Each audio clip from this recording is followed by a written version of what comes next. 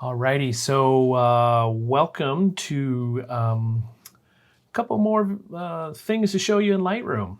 A couple more things. First off, I want to show you on this photo um, some stuff in the effects panel. It's called the effects panel in the develop module. I'm going to first turn off the radio filter I had turned on and then scroll down to the effects panel. It's the second from the bottom. Effects. To see the contents of effects, just click on the word effects. I mean, not on the word, on the triangle to the right. And that will show you we have two things to do in here. We have the vignette, post-crop vignetting. The G is silent in vignetting, a lot like the B in subtle. And then we have grain. So what are these about? One I use quite frequently. The other, I hardly use at all. I don't know if I've ever used it, but I'd like to show it to you because it's here. So let's start with the vignetting. What vignetting was originally designed to do was to correct for lenses that, especially older lenses, they tended to be darker in the corners. So you would add some white to offset that. So you'd increase the exposure in the corners.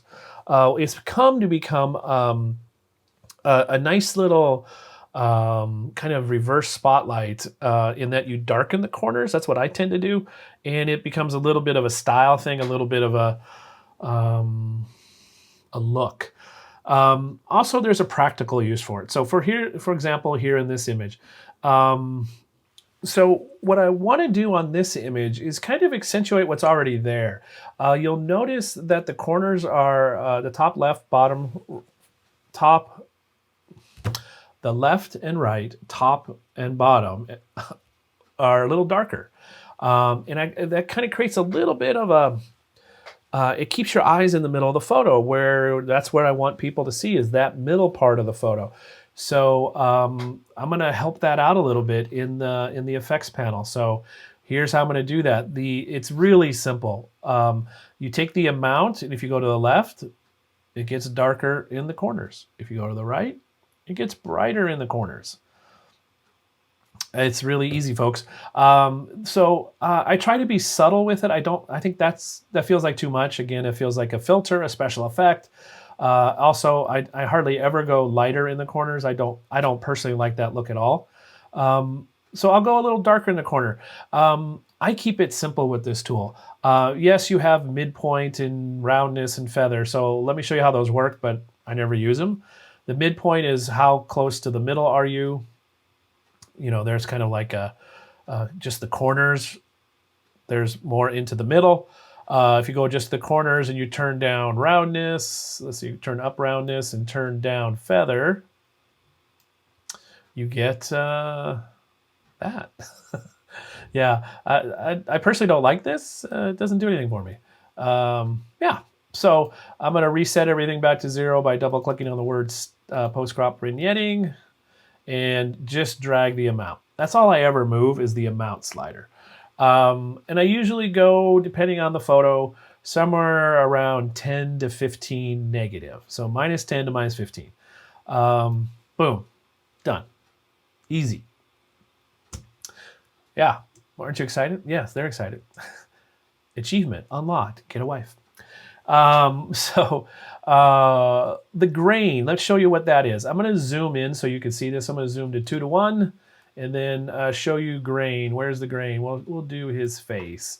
So the grain slider is noise, basically.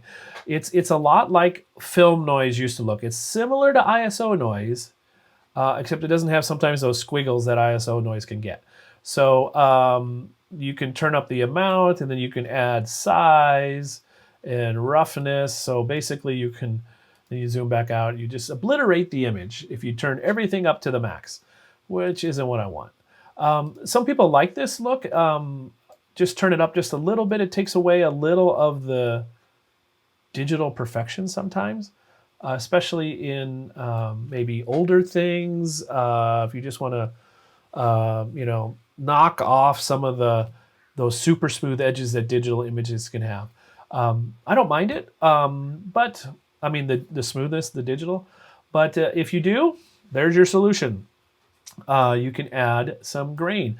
Another thing you can do with this, if your image has noise, so let's go to that, let's go to collections. We're going to go to LR2 is where we had the noise image. So this image with the noise in it, if we add some grain to this, it hides some of that digital squiggle we were getting by doing so much noise reduction that we were doing.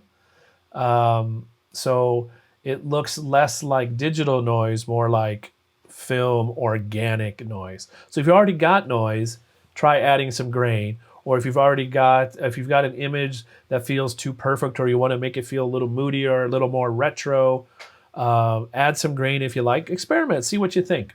I do add vignetting quite often. In fact, I'll do vignetting on like this photo.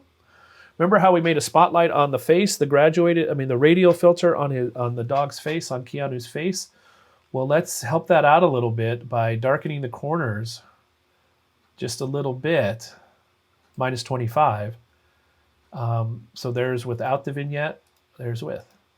The way I like to approach vignetting is if you only see it when you turn it off. So if I turn it off, then I notice it. If I just saw it here, it's not the first thing I see. That's how I like to do vignetting. So that's the effects panel, vignetting for the corners, brightening or darkening, grain for adding noise to your image, kind of a simulated film noise that you can use a little bit to camouflage if your photo has high ISO noise and you're trying to make it look a little less digital. There you go. Effects panel, Lightroom Classic, good times. If you have questions, you know what to do. I have one more thing to show you in this sequence of videos, and we'll do it in the next part on this photo. I'll see you there.